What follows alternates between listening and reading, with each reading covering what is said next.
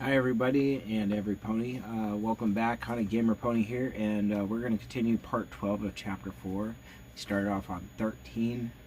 I also want to give a really quick shout out and thank you guys so much for commenting. I know you guys want to see more. First we'll mention Darkfire Pone 3. Then it's Vinyl is Best Pony. Tempest Buried Twist. Forsaken Paladin 616. Thank you so much for still commenting, everybody. Thank you guys so much. And your Princess Moonbutt. And thank you for commenting as well.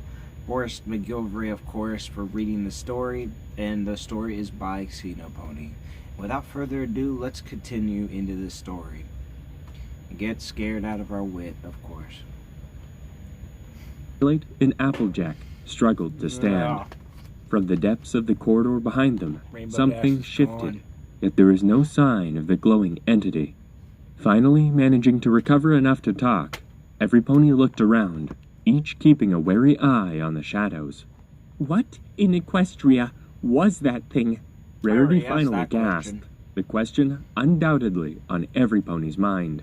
It's downright evil, that's what it is. Oh, Applejack stated with a stomp of her hoof, expression still a mix of grief, anger, and sorrow. I don't know, but it was big. Those lights must be some kind of magical or biological luminescence. Whatever it is, it's like nothing I've ever heard of in any of my books. Twilight explained, the lack of understanding threatening to send her into a panicked frenzy. Yeah, probably because the darn thing killed every pony that saw it. Darn it, we shouldn't have messed with what we didn't understand. Applejack berated. Wow, that's very and what, good, Applejack? You think Fluttershy brought that thing in here with the intention of it slaughtering two of her best friends? Not to mention herself? Rarity snapped, but Applejack shook her head. I ain't saying anything like that. I'm just accepting that that's how it is now. I ain't letting this thing get any pony else. Y'all that much. The farm pony responded. But wait, what about Rainbow? What about us? Can't you just teleport us all out or something, Twilight? For real, like, Spike asked that nervously. is a very good question. Like, by now she should have at least a teleportation spell down really well. Because she's a princess now. This is like the season where she, like, passed where she got her wings and all that. She's like a princess. This is like pretty much up to date.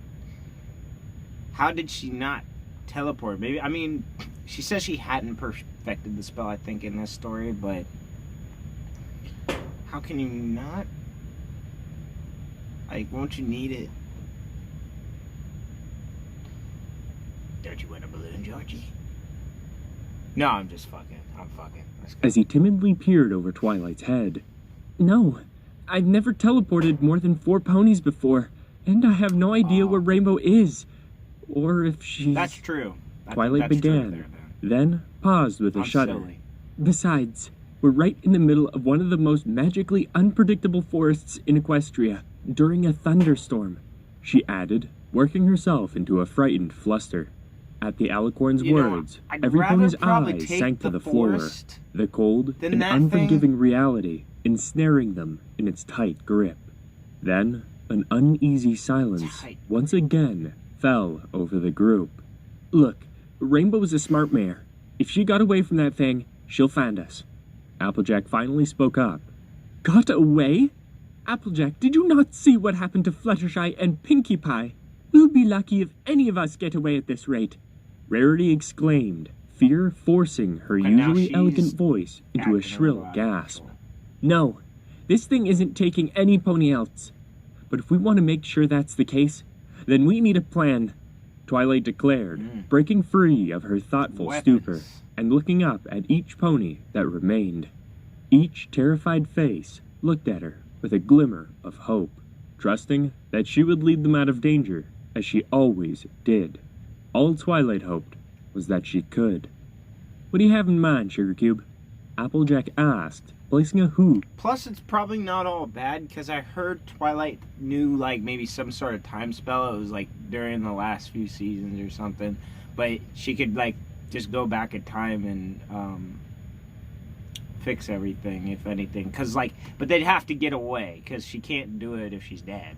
So there's that. On Twilight's shoulder, supportively. Well, what do we know?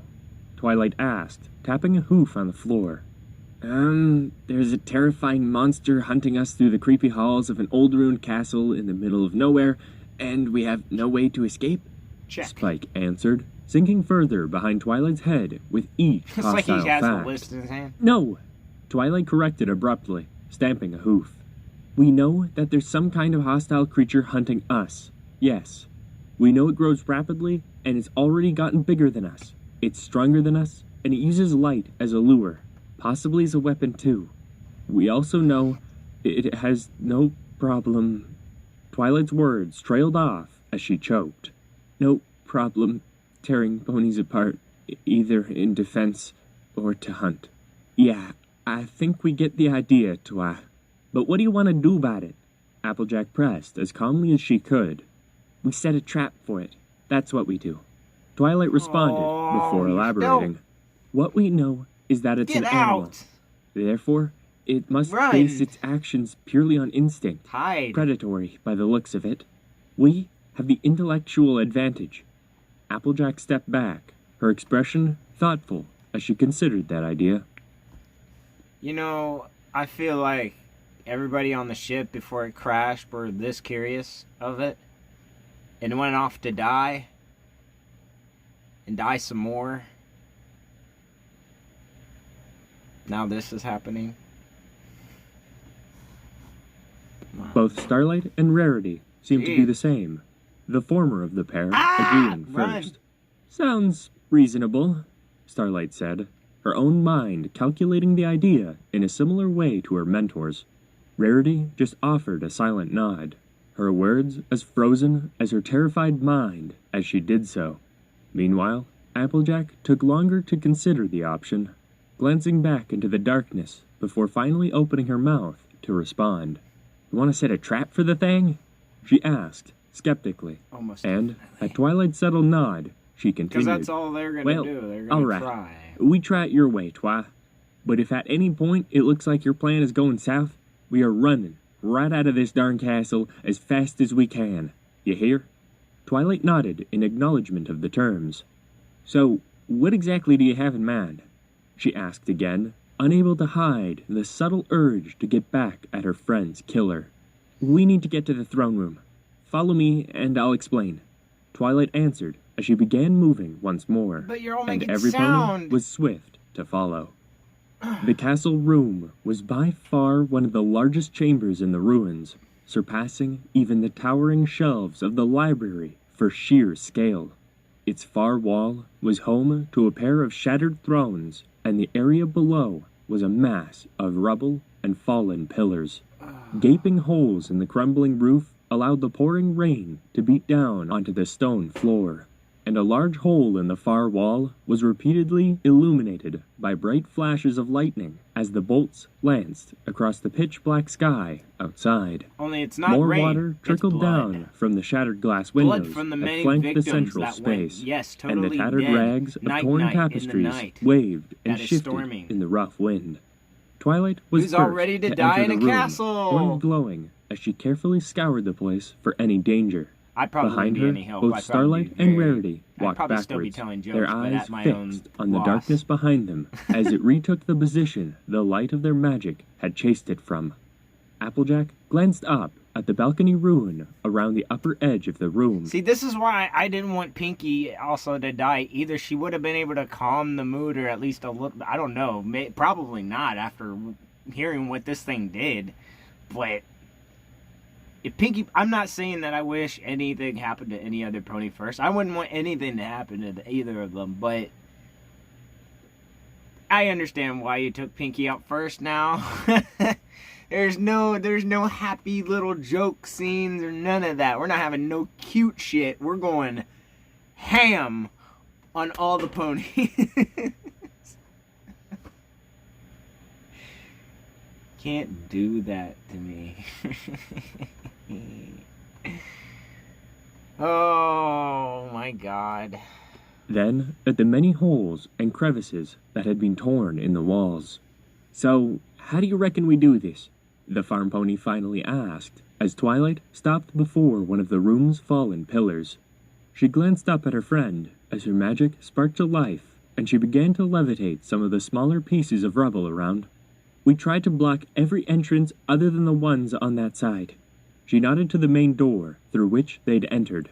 Those to the outside don't matter as much, because we know that it's in here with us.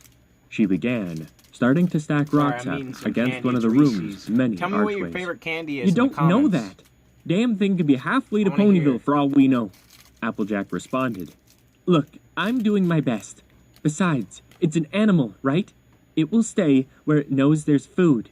Twilight responded with a shiver. Right. That's if all it wants to do is eat us. Applejack added, the sick memory of what it had done to Pinky still fresh. Doesn't look like it's... They're not ready. I'm sorry, but they're not ready. They're in too much state of shock to think clearly. So they keep rethinking of what happened to their friends. And it's not any help. I don't think they're going to set a trap properly. I don't know. This looks like it's just going to go south. I don't know why they're still there. Everybody just seems to want to get revenge and just kill it before it does anything else. Which I can totally understand. You don't want that thing getting out, but... Get professional, like, sorcery help. I mean, yeah, maybe the magic doesn't work, but I'd rather live another day and fight again tomorrow. Followed us, leave. Or it did, and it's just being really quiet about it, Starlight reported, as both she and Rarity trotted over. Twilight just nodded as she finished blocking up the majority of the exits. Then she motioned for Starlight to help her shift a large pillar that sat atop a rubble pile. Applejack, Rarity, can you see what you can do about moving that stuff over there? She instructed, nodding to another pile of rubble on the opposite side of the room. Spike, you keep an eye out for anything. You see one flicker of light and you tell us immediately. Don't worry, Twilight. The dragon responded nervously as he tentatively stood tall on Twilight's back. Applejack moved to where Twilight had directed, motioning for Rarity to follow with a flick of her tail. Then both Twilight and Starlight strained to shift the giant stone pillar and levitated into the air. Looking over to her mentor's face as the huge piece of stone was propped upright against one side of the room, Starlight paused. Twilight? She asked weakly, drawing the frazzled Alicorn's attention. How exactly do you intend to get this thing where you need it? That idea was nagging at the back of her mind in the worst possible way. Twilight sighed, a pained look in her eyes. It was clear she knew exactly what she had planned. Only now she was terrified to even consider it. Finally, Starlight's thoughts aligned, and she reluctantly spoke up. You need bait, don't you? She asked, and Twilight turned to her shakily, as if the words were a painful sting. Then they used me, and I'm like, how the fuck did I get here? Whoa, whoa, whoa, whoa! This fucking thing takes my head off. Starlight gave a weak smile as she looked up to where the pair of them had put the pillar. That'd be so fucking to where hilarious. The others were blocking off any other exits from the chamber. What the fuck? You're gonna try and drop the pillar on it, aren't you? That means you'll need it right there, she surmised, nodding to the now clear center of the room. What? You can't just leave some pony out in the open with that thing. For real. Spike exclaimed, forcing Twilight's look to sink even more. No, Spike. The only one who's going to be left in the open is me, she stated simply. But that only made the dragon protest even more. No, I'll do it. Starlight volunteered, and the argument abruptly fell silent as both Twilight and Spike looked at her with shock. No, Starlight. This is my mess. I'm the one who needs to fix it, Twilight said, but her student just shook her head. It's no pony's mess. Like Rarity said, none of us knew what this thing was. Besides, Equestria needs you far more than it needs me. I've seen what happens without you, Starlight insisted, her head sinking slightly at the latter part. That's sad. I already Twilight remember that shook her episode. head in frustration, That was mumbling to herself as she tried to figure out a better way. Then, she finally gave a tired groan and stomped a hoof. The moment you see anything, you shield yourself, okay? She instructed as she looked at Starlight sharply. There was no argument this time. Not that Starlight had intended to just leave herself undefended initially. She wasn't one of Equestria's most powerful unicorns for no reason. Don't worry, I'm not gonna let myself end up like the others, she admitted, and Twilight placed a shivering hoof on her shoulder as she reluctantly nodded. Well, that's one side done. Rarity can sure move things when she needs to, Applejack said as both she and Rarity trotted over. Whoever thought a situation like this would be such a good motivator? The white unicorn grumbled disapprovingly. Good. Now, Applejack, I want you over there by the thrones. Rarity, you're down here at the base of the pillar, Twilight instructed, pointing to the locations firmly before adding. The moment that thing is directly under it at both angles, you two call out. And what about you three? Rarity asked, looking at Twilight Sparkle and Starlight with concern. Me and Spike will be up there, Twilight said as she pointed to one of the balconies. The second the thing's in position, I'll pull down the pillar with help from you at the other end, Rarity. And just how in tarnation do you expect to get there? Applejack asked, and before any pony could answer, Starlight stepped forwards. I'll make sure it's there, she stated, and Applejack's expression fell flat. What? No, you can't just go using some pony as bait. That thing'll rip her apart, the farm pony exclaimed angrily, but after an initial wince, Starlight shook her head. No, it won't.